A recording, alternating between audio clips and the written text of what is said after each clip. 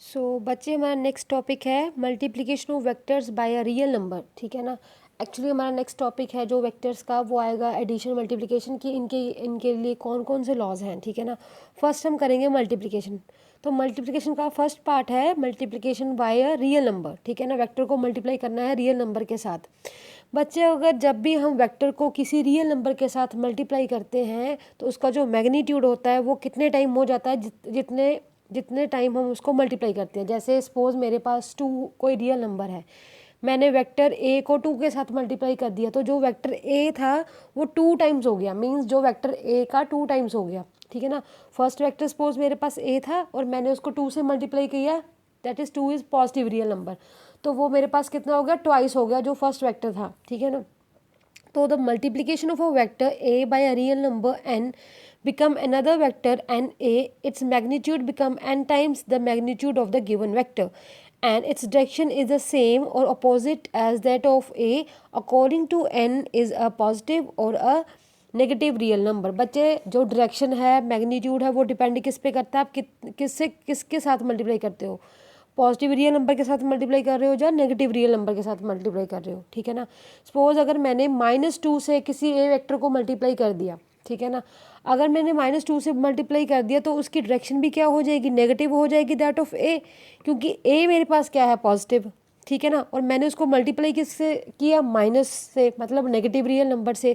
तो जो मेरे पास रिजल्टेंट मीन्स जो मेरे पास फाइनल वेक्टर आएगा वो क्या आएगा, माइनस, मतलब अपोजिट आएगा। जैसे ये है, देखो, अगर मैं पॉजिटिव से मल्टीप्लाई कर रही हूँ तो सेम डायरेक्शन में है, मैग्नीट्यूड क्या हो गया, डबल हो गया, और सेम डायरेक्शन में दोनों। अगर मैं नेगेटिव नंबर के साथ, नेगेटिव रियल नंबर के साथ मल्टीप्लाई कर रही हूँ तो मैग्नीट्यूड तो डबल हो गया बट इन अपोजिट डायरेक्शन। ठीक है ना। ये था multiplication by real number. Next है बच्चे हमारे पास multiplication by a vector, multiplication of vector by a scalar. अगर हम किसी वेक्टर को स्केलर के साथ मल्टीप्लाई करते हैं तो उसका रिजल्ट क्या आएगा, उसका रिजल्ट क्या आएगा बच्चे, मैग्नीट्यूड क्या हो जाएगा, जितने, वो तो ऑब्वियस है कि जिस नंबर के साथ हम मल्टीप्लाई करेंगे उतने टाइम्स उसका मैग्नीट्यूड हो जाएगा। ठीक है ना। चाहे वो स्केलर है चाहे वो रियल नंबर है। But in case of direction, direction क्या होगी देखते हैं। When a vector A is multiplied by a scalar S, it become a vector S A. ठीक है ना। Whose magnitude is S times the magnitude of A. Obviously जैसे real number पे उतने टाइम्स उसका क्या मैग्नीट्यूड हो गया था, इसमें क्या आ जाएगा, एस टाइम उसका मैग्नीट्यूड हो जाएगा, जैसे एस से मल्टीप्लाई किया कोई भी स्केलर से। ठीक है ना। And it act along the direction of A, और वो किस डायरेक्शन में एक्ट करेगा, अलोंग ए, क्योंकि हमारे पास वेक्टर क्या है, ए है, हम स्केलर से मल्टीप्लाई कर रहे हैं, स्केलर का कोई डायरेक्शन नहीं होता। ठीक है ना। तो स्केलर की डायरेक्शन नहीं है तो इसीलिए डायरेक्शन क्या रहेगी, same as that of the vector जिससे हम मल्टीप्लाई कर रहे हैं। ठीक है ना। The unit of S A is different from the unit of vector A. बच्चे बट उनकी यूनिट है वो डिफरेंट हो जाएगी, कैसे दिखाते हैं। ठीक है ना। सपोज ए वेक्टर है, उसकी वैल्यू कितनी है, 100 न्यूटन।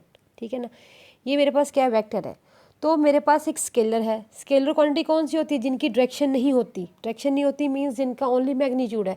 तो टाइम ले लेते हैं से, कितना टाइम ले लिया हमने, 2 सेकेंड और 10 सेकेंड वी कैन से। ठीक है ना। आ गया। ये मेरे पास क्या है, वेक्टर, और ये मेरे पास क्या है, स्केलर।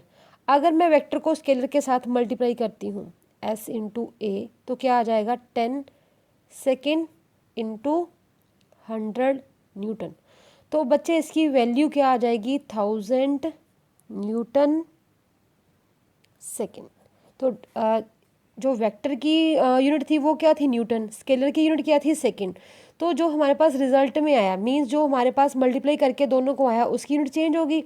तो स्केलर में क्या होगा बच्चे, जब हम वेक्टर को स्केलर के साथ मल्टीप्लाई करेंगे तो उसकी जो डायरेक्शन है वो क्या रहेगी, जो डायरेक्शन हमारी वेक्टर की थी वो सेम रहेगी। ठीक है ना। सपोज मैंने ले लिया 100 न्यूटन ड्यू वेस्ट। ठीक है ना। ड्यू वेस्ट और ईस्ट, जो भी आपने कहना है, ड्यू ईस्ट है, तो डायरेक्शन सेम रहेगी। अगर मैंने लिया vector A 100 Newton due east, तो यहाँ आंसर में भी कितना आ जाएगा, 1000 न्यूटन सेकेंड ड्यू ईस्ट। ठीक है ना। तो डायरेक्शन सेम है, मैग्नीट्यूड कितने टाइम्स हो गए, जितने टाइम हमने स्केलर को मल्टीप्लाई किया, एंड यूनिट भी क्या हो गई, चेंज हो गई। तो ये था बच्चे हमारा simple multiplication of vector. Resultant vectors क्या होते हैं, रिजल्टेंट वेक्टर्स क्या होते हैं, the resultant vector of a 2 और more vector is defined as a single vector. ठीक है ना। जैसे ये दो वेक्टर्स हैं मेरे पास, ठीक है ना, ए और बी, ठीक है ना, जो इन दोनों को एक सिंगल वेक्टर डिफाइन करे, ये वाला, इसको बोलते हैं रिजल्टेंट वेक्टर।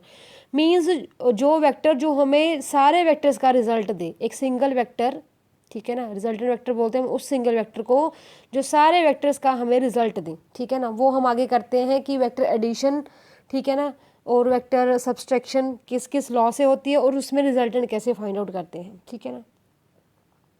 बच्चे नेक्स्ट है हमारे पास वेक्टर एडिशन, ठीक है ना। हमने पहले वेक्टर्स की मल्टीप्लिकेशन की थी, अब है हमारे पास वेक्टर एडिशन। तो बच्चे वेक्टर एडिशन एक ऐसी मतलब वो है कि जिसमें हमारे पास सिंपल अलजेब्रा फॉलो नहीं होता, ठीक है ना। Simple algebra in the sense कि जैसे स्केलर्स तो हम सिंपली ऐड कर सकते हैं, जैसे 5 kg + 3 kg is equal to 8 kg, ठीक है। ऐसे हम डिस्प्लेसमेंट है सपोज मेरे पास वेक्टर के केस में, ठीक है ना। तो डिस्प्लेसमेंट के केस में हम जो उसकी एडिशन है वो सिंपली नहीं कर सकते, जैसे 3 + 4 इज इक्वल टू 7 ऐसे नहीं लिख सकते, ठीक है ना। तो इनके लिए कुछ लॉज हैं। सपोज मेरे पास एक एग्जांपल है कि एक पार्टिकल है, वो उसने मूव किया पी से क्यू तक, ठीक है ना। तो उसकी डिस्प्लेसमेंट कितनी है, 4 मीटर ड्यू ईस्ट, ठीक है ना। पी से क्या होता है, कितना है, 4 metre due east. East direction किस डायरेक्शन में कहाँ को हम एरो डालेंगे, ईस्ट डायरेक्शन का, इस तरफ को, ठीक है ना। पी से क्यू तक टेल और क्यू के पॉइंट पे हेड, ठीक है ना। तो जब भी बच्चे हम वेक्टर्स को ऐड करते हैं तो इसके लिए हमारे पास रूल होता है head tail method. Head tail method का मतलब क्या है कि हेड ऑफ फर्स्ट ज्वाइन करेंगे विद टेल ऑफ सेकेंड, ठीक है ना, सीरीज काइंड ऑफ सीक्वेंस में। और जो रिजल्टेंट होता है वो उल्टा होता है। रिजल्टेंट उल्टा मीन्स जो हमारे पास फर्स्ट वेक्टर है, जो रिजल्टेंट वेक्टर होगा उसकी टेल फर्स्ट वेक्टर के साथ कोइंसाइड करेगी और हेड लास्ट वेक्टर के साथ।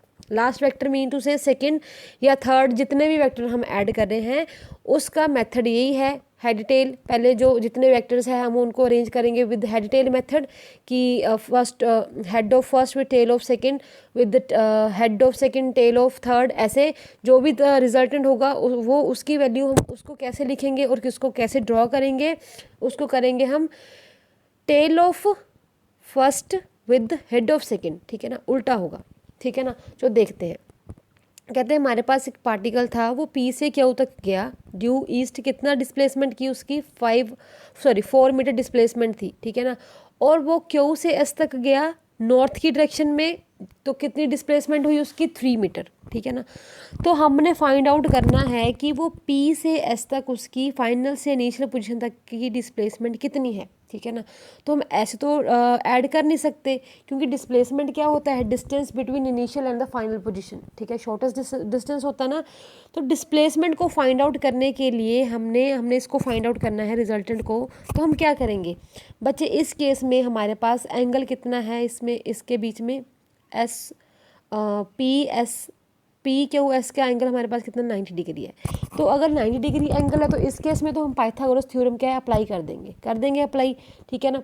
4 का स्क्वायर प्लस 3 का square is equal to 16 plus 9 is equal 25। कितना आ गया रिजल्टेंट हमारे पास 5 मीटर, ठीक है ना, 5 मीटर आ गया रिजल्टेंट, ठीक है ना।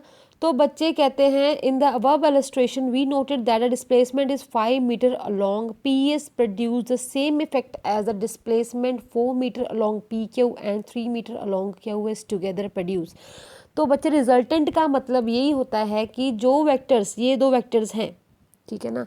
रिजल्टेंट का क्या मतलब है कि जो ये दो वेक्टर्स हैं उन्हीं का ये रिजल्ट दे रहा है, ठीक है ना। इनका ही रिजल्ट है ना 3 मीटर 5 मीटर जो हमारे पास आया। तो बच्चे इसमें तो हम सिंपली क्या कर देंगे, पाइथागोरस लगा दी क्योंकि हमारे पास एंगल कितना था 90 डिग्री, ठीक है ना। तो नेक्स्ट केस में हम देखते हैं अगर हमारे पास सिंपल वेक्टर्स हैं, ठीक है ना। कह रहे हैं अगर दो वेक्टर सेम डायरेक्शन में एक्ट कर रहे हैं, ये तो हमारे पास अपोजिट में थे, अगर दो वेक्टर सेम डायरेक्शन में एक्ट कर रहे हैं तो क्या होगा। कहते हैं जब दो वेक्टर सेम डायरेक्शन में एक्ट करेंगे तो उनका रिजल्टेंट फाइंड आउट करने के लिए हमें क्या करना पड़ेगा। जब भी हम रिजल्टेंट फाइंड आउट करेंगे दो वेक्टर्स का, जब वो सेम डायरेक्शन में एक्ट करेंगे तो हम उसको सिंपली क्या कर देंगे, ऐड कर देंगे। फॉर एग्जांपल मेरे पास वेक्टर ए है, ठीक है ना। अब डायरेक्शन सेम है, डायरेक्शन चेंज नहीं कर सकते हम, ठीक है ना। अगर मैं इसके ऊपर सेकेंड वेक्टर को ऊपर रख दूँ, जैसे ये मेरे पास क्या है फर्स्ट वेक्टर है, ठीक है ना। इसके ऊपर मैं सेकंड वेक्टर रख दूं तो उसकी डिस्प्लेसमेंट हमने रिजल्टेंट फाइंड आउट करना है। रिजल्टेंट कैसे फाइंड आउट करेंगे? सपोज मेरे पास ए की वैल्यू कितनी है 5 और बी की वैल्यू 3 है, तो मेरे पास जो रिजल्टेंट आएगा वो दोनों का ऐड हो जाएगा। कितना आएगा? 8 मीटर, ठीक है ना। ये है हमारे पास अगर वो दोनों सेम डायरेक्शन में एक्ट करें, ठीक है ना। सेकंड केस में अगर दोनों एक ही डायरेक्शन दूसरे से अपोजिट है, ठीक है ना। सपोज ये मेरे पास वेक्टर ए, इसकी डिस्प्लेसमेंट कितनी है 5 मीटर, ठीक है। टूवर्ड्स किस तरफ को है? ईस्ट की तरफ को, ठीक है ना। तो मेरे पास वेक्टर वी है, उसकी डायरेक्शन कितनी है? डायरेक्शन किस तरफ को है? वेस्ट की तरफ को। तो कितनी वैल्यू है उसकी? 3। तो इस केस में रिजल्टेंट कैसे होगा? जब हम इस वेक्टर को इसके ऊपर रखेंगे तो हमारे पास ये जो डिस्टेंस बचेगा इतना सा, ये देखो, ठीक है ना। तो वो मेरे पास क्या आ जाएगा? रिजल्टेंट। मींस ए में से अब अगर हम बी को माइनस करेंगे तो हमारे पास रिजल्टेंट आ जाएगा, ठीक है ना। मैं आपको दिखा देती हूँ फिर भी एक बार कॉपी के ऊपर ड्रॉ करके, ठीक है ना।